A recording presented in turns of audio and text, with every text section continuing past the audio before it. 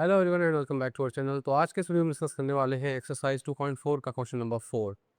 तो without expanding the determinants prove that, हमें determinant को एक्सपेंड किए बगैर ये प्रूव करना है कि ये डिटर्मिनेंट इक्वल होगा इस डिटर्मिनेंट के और ये इक्वल होगा इसके, मतलब कि तीनों ये आपस में इक्वल है।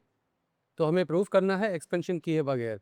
तो लेट सपोज हम इसी डिटर्मिनेंट को ले लेते हैं कि लेट ये जो डिटर्मिनेंट है हमारा वो क्या है, वो ये रहा A P C X Y Z P Q R.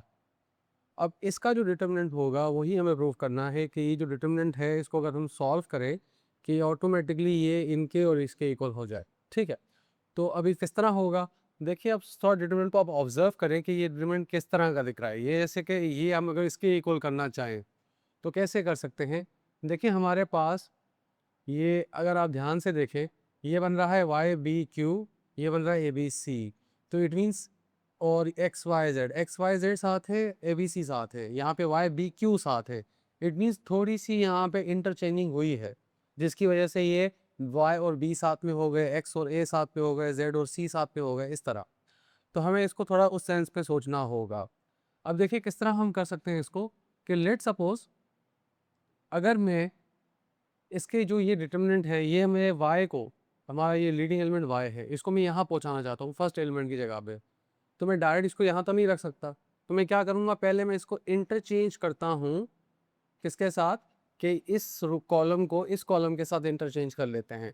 तो ये हमारा डिटर्मिनेंट कुछ इस तरह बन जाएगा कि माइनस बी वाई क्यू, देखिए ये रो कॉलम इस जगह पे आ गया और ये A X P C Z R. यहाँ पे हमने क्या किया है, बाय सी वन टू, हमने कॉलम वन टू को आपस में चेंज कर दिया। ठीक है ना, तो ये आपस में चेंज हो गए। अब देखिए हमारे पास y है और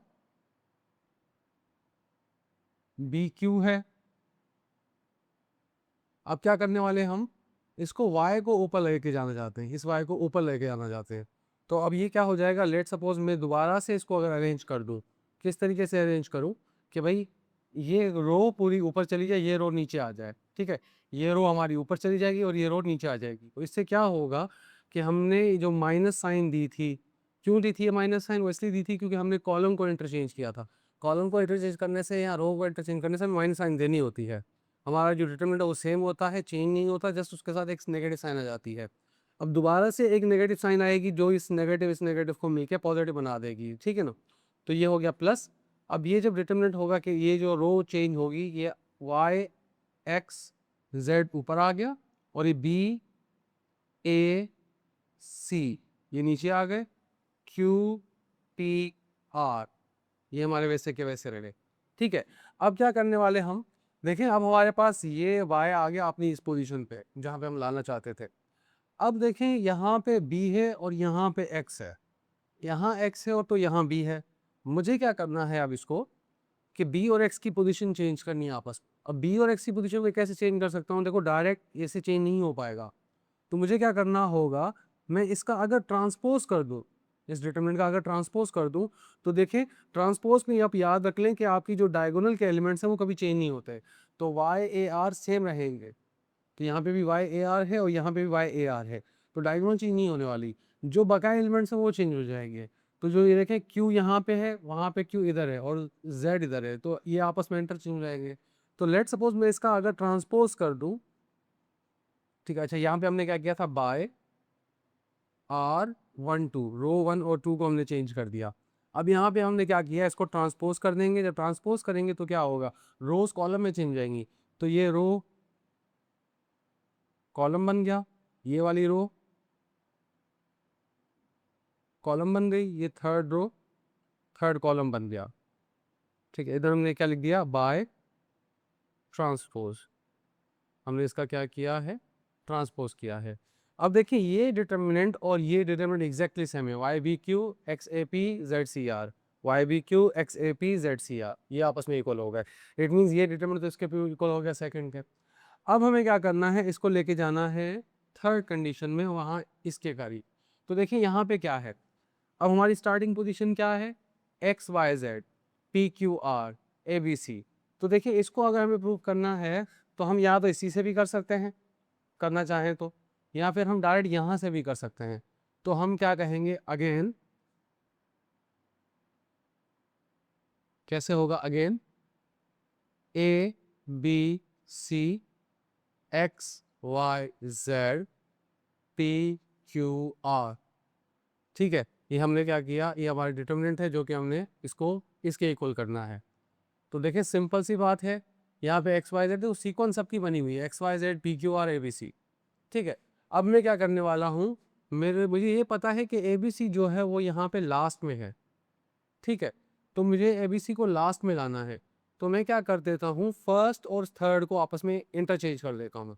तो यहाँ पे क्या आ जाएगा, मैं क्या करने वाला हूँ, बाय R13 फर्स्ट और थर्ड रो को आपस में इंटरचेंज कर रहे हैं। ठीक है, जब इंटरचेंज करेंगे तो पी क्यू आर ऊपर चला जाएगा, ए बी सी नीचे आ जाएगा, और second X Y Z same रहा।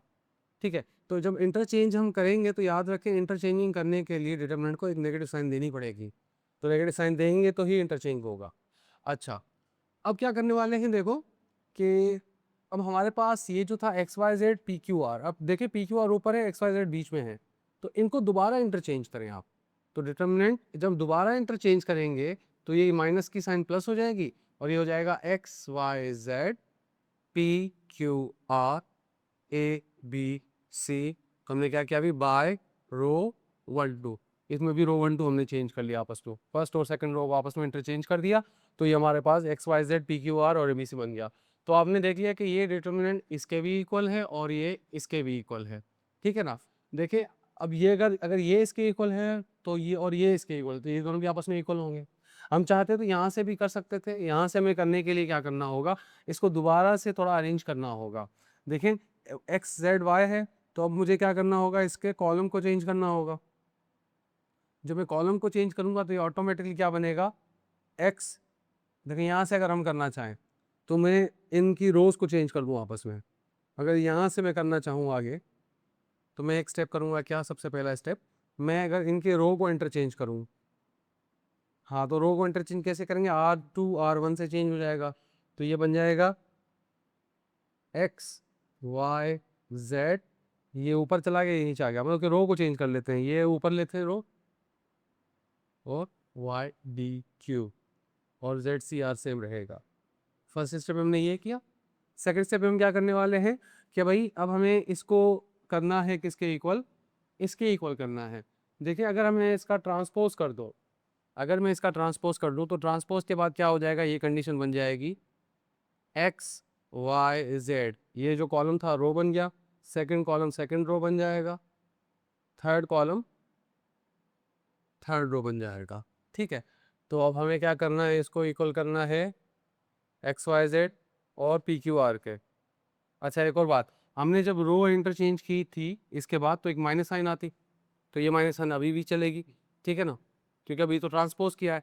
अब दोबारा से अगर जब इसको हम चेंज करेंगे किसके साथ, किसके साथ हम चेंज करना चाहें, लेट सपोज हमें क्या करना है, X Y Z P Q R, तो एक्स वाई जेड तो आ गया, इन दोनों को चेंज कर लो। जब इन दोनों को चेंज करोगे तो पी क्यू आर ऊपर आ जाएगा, ए बी सी नीचे आ जाएगा, और ये माइनस साइन प्लस में हो जाएगी, ये दोबारा इंटरचेंज किया। जब भी हम इंटरचेंज करेंगे तो एक नेगेटिव साइन देंगे।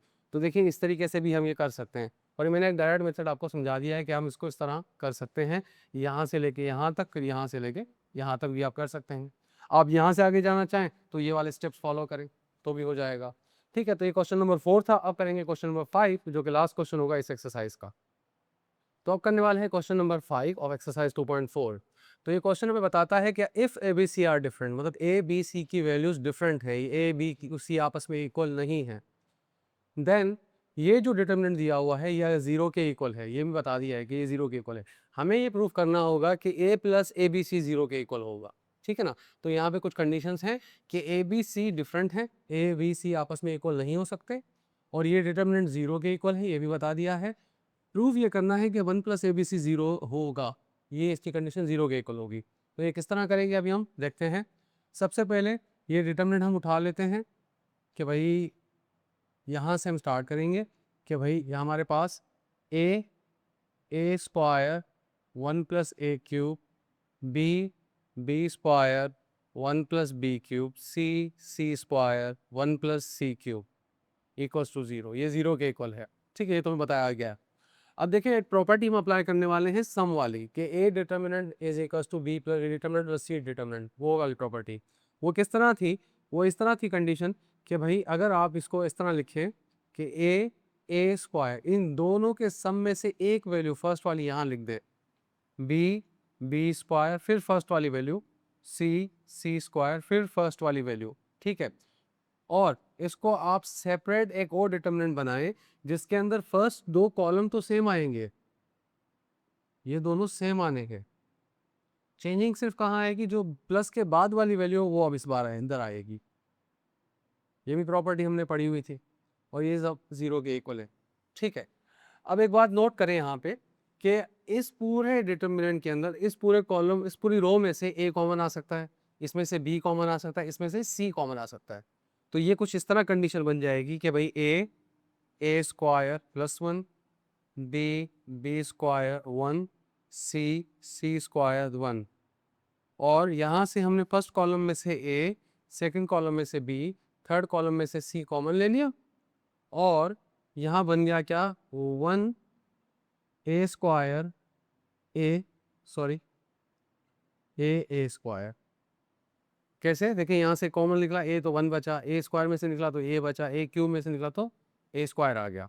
सेम तरीके से बी में से बी कॉमन निकला तो वन बचा, इसमें से बी निकला तो बी बच गया, बी क्यूब से निकला तो बी स्क्वायर बच गया। सी में से निकला तो वन बचा, सी स्क्वायर में से निकला तो सी बचा, और सी क्यूब में से निकला तो सी स्क्वायर हो गया, और ये जीरो के इक्वल था। सही है। अब देखें कि ये डिटर्मिनेंट की जो कॉलम्स है वो तकरीबन सेम ही है, बस अरेंजमेंट अलग है। तो इसकी अरेंज हम कर लेते हैं। अरेंज हम किस तरह करेंगे कि ए हमें लेफ्ट पे चाहिए और ए स्क्वायर हमें सेंटर में चाहिए। तो मैं क्या कर देता हूँ, सबसे पहले इन दोनों को अरेंज करता हूँ, कॉलम वन टू को, ठीक है। जब कॉलम वन टू को मैं अरेंज करूंगा तो एक नेगेटिव साइन आएगी, फिर दोबारा मैं अरेंज करूंगा तो एक और नेगेटिव साइन आएगी, तो जो कि ऑटोमेटिकली प्लस हो जाएंगे। इसको आगे करते हैं कि भाई ए स्क्वायर और वन, ठीक है। उसके बाद B square one, C square one, ये हमारा फर्स्ट डिटर्मिनेंट प्लस ये वाला डिटर्मिनेंट। अब ये वाला डिटर्मिनेंट क्या होगा, यहाँ पे क्या होगा कि प्लस ए बी सी, और यहाँ पे हम इंटरचेंज करना चाहते हैं। इंटरचेंज क्या करेंगे हम, कॉलम वन को कॉलम टू के साथ, तो यहाँ पे आ जाएगा ए बी सी, ये कॉलम इधर आ गया और ये कॉलम उस साइड चला जाएगा, one one one, A square B square C square equals to zero. ऐसा करने से हमें क्या करना होगा, एक माइनस साइन बाहर देनी होती है, जिससे हम यहाँ पे माइनस लगा देंगे। सो यही बात, जो ये प्लस माइनस माइनस हो गई। दोबारा जब अरेंज करेंगे हम यहाँ पे लिख भी सकते हैं कि ऊपर बाय सी वन टू, हमने कॉलम वन टू चेंज कर लिया आपस को, ठीक है। अच्छा, अब दोबारा से एक बार अरेंजमेंट और करेंगे, क्योंकि इसके इक्वल बनाना है A square one, B square one, C square one, plus, अब माइनस जो है वो प्लस हो जाएगी क्योंकि हम दोबारा से अरेंज कर रहे हैं ए बी सी। जब दोबारा से अरेंज क्या करेंगे भाई, कॉलम टू और थ्री को चेंज करेंगे, A B C, A square B square C square one one one equals to zero. यहाँ पे हमने क्या किया, by column C two three, second और थर्ड कॉलम को आपस में इंटरचेंज हमने कर दिया, ठीक है। अब इस ऐसे करने से क्या हुआ कि भाई ये माइनस तो प्लस बन गई, और ये डिटर्मिनेंट और ये डिटर्मिनेंट सेम हो गए, ठीक है। अब ये दोनों में एक कॉमन डिटर्मिनेंट है, तो मैं चाहूँ तो ये डिटर्मिनेंट पूरे का पूरा कॉमन ले सकता हूँ यहाँ से। तो मैं डिटर्मिनेंट को कॉमन लूँगा तो ये हो जाएगा A square one, B square one, C square one.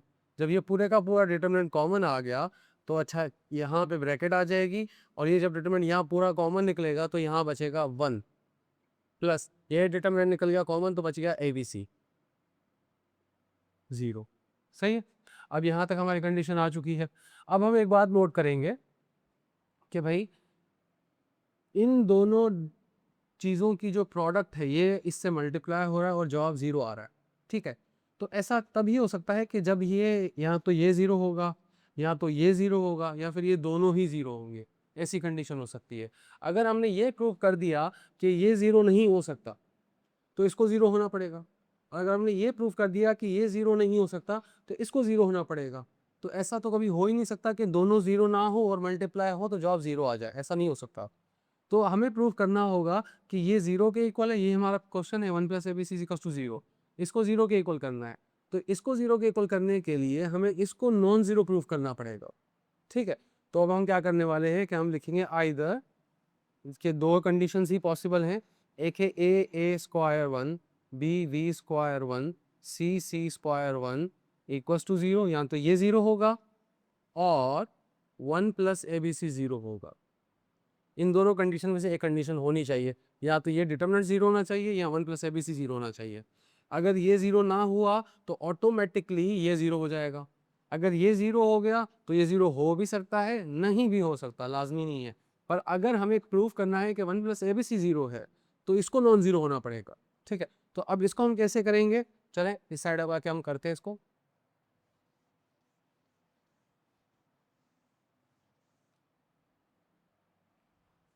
ये हमारे पास आ गया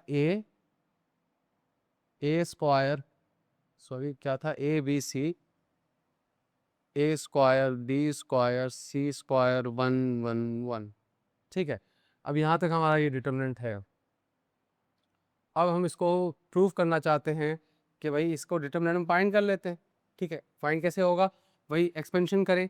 जब a से एक्सपेंड होगा, ठीक है, तो a से जब एक्सपेंड होगा तो ये क्या बन जाएगा, दो छोटा डिटर्मिनेंट बन जाएगा, फर्स्ट रो फर्स्ट कॉलम को छोड़ दो तो ये बन गया b² 1 c² 1, ठीक है। माइनस a² से एक्सपेंड होगा, फर्स्ट रो सेकंड कॉलम, ठीक है, d1 c1, और लास्ट में 1 से एक्सपेंड करेंगे इससे तो फर्स्ट रो थर्ड कॉलम, तो ये बन गया b² c² ठीक है। और ये जीरो के इक्वल है, ये हमें बताया गया है, कंडीशन पॉसिबल है, ठीक है ना।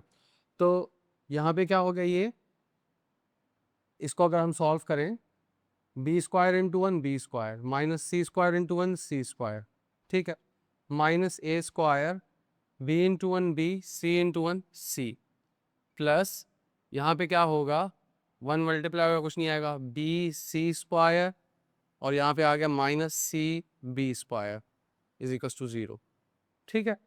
तो यहाँ पे क्या हो रहा है आगे, अगर इसको हम देखें सॉल्व करें, a b - c b + c, ठीक है, माइनस यहाँ पे आ जाएगा क्या, इसको हमने फॉर्मूले को तोड़ दिया, b - c b + c करके, a² b - c प्लस, इसमें देखो तो यहाँ पे क्या कॉमन आ रहा है, एक b दोनों में है और c भी दोनों में है, तो इसमें से मैं bc कॉमन ले लेता हूँ तो यह बच जाएगा c - b = 0, ठीक है।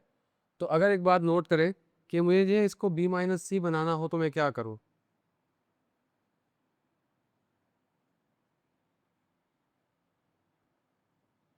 अगर यहाँ पे मुझे माइनस चाहिए, अगर मैं इसमें लेट्स सपोज इन दोनों में से माइनस का 1 कॉमन ले लेता हूँ, तो जब माइनस का 1 कॉमन आएगा तो बाहर प्लस को माइनस बना देगा और ये बी सी माइनस का हो जाएगा और अंदर माइनस b - c हो जाएगा। माइनस का 1 कॉमन लिया, जो प्लस का था वो माइनस होगा, जो माइनस था वो प्लस होगा, ठीक है। यहाँ तक हमने कर लिया। अब हम क्या करते हैं, देखिए हमारे पास इन सब में कॉमन फैक्टर क्या है, b - c, इन सब में कॉमन फैक्टर क्या है, b - c, तो यहाँ बच गया क्या, a b + c minus a² b - c, अच्छा b - c तो कॉमन निकल गया यहाँ से, माइनस यहाँ पे क्या है, b - c निकल गया तो bc बच गया = 0, ठीक है। तो यहाँ पे क्या कंडीशन आ रही है कि भाई ये दो नंबर्स आपस में मल्टीप्लाई हो रहे हैं तो जवाब 0 आ रहा है। तो यहाँ पे क्या होगा, आइदर b - c 0 होगा या फिर ये पूरा फैक्टर 0 होगा, और a b + c minus a² - bc = 0, पर b can not be equal to c, हमें पता है क्यों, क्योंकि सवाल नहीं कहा था कि ए बी सी डिफरेंट है, इन दोनों की वैल्यू जीरो नहीं, इन दोनों की वैल्यू सेम नहीं है। सेम नहीं है तो एक में से दूसरी माइनस करें जीरो कैसे आएगा, टू में से टू माइनस करेंगे तभी जीरो आएगा ना, सेम वैल्यू में से सेम वैल्यू माइनस होगी तो ही जीरो आएगा। और उसने कहते हैं कि ए बी सी डिफरेंट है तो हम कह देंगे एज गिवन, तो b - c तो जीरो नहीं हो सकता, तो इट मीन्स इसको जीरो होना पड़ेगा। अगर ये भी जीरो ना हुआ तो इट मीन्स ये डिटर्मिनेंट ही जीरो नहीं है, ठीक है ना। सो इसको हम आगे करते हैं तो क्या हो जाएगा, ये A B plus A C minus का ए स्क्वायर माइनस का V C is equal to 0। So आगे कैसे होगा कि लेट सपोज हमने लिखा ए बी और इसके साथ लिख दिया माइनस का ए स्क्वायर और लिखा ए सी माइनस का B C is equal to 0। ठीक है, तो अब क्या होगा, इन दोनों में क्या कॉमन है, ए, ये हो जाएगा बी माइनस ए। ठीक है, इन दोनों में क्या कॉमन है, सी, और जब सी कॉमन है तो ये हो जाएगा ए माइनस बी। ठीक है,